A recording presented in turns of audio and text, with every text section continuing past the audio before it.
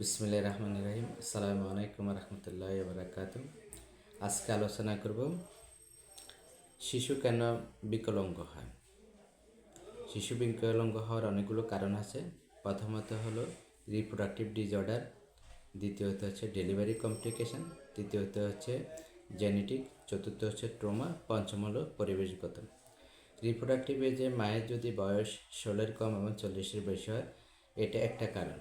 শিশু গর্ভাবস্থা যখন পুষ্টিহীনতার কারণে শিশু প্রতিবন্ধী হতে পারে। মায়ের যদি কোনো অসুস্থতা হয়, সেক্ষেত্রে শিশু প্রতিবন্ধী হতে পারে। বিশেষ করে রুবেলা এবং সাইটোমেগালো ভাইরাসের কারণে শিশু প্রতিবন্ধী হতে পারে।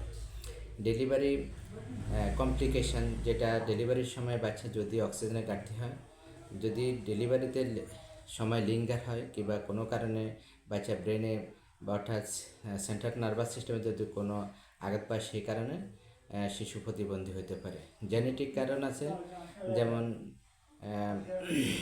ডাউন সিনড্রোম অর্থাৎ ক্রোমোজোম সংক্রান্ত কারণে শিশু প্রতিবন্ধী হতে পারে। এরপরে হলো সিস্টিক ফাইব্রোসিস কারণেও শিশু প্রতিবন্ধী হতে পারে।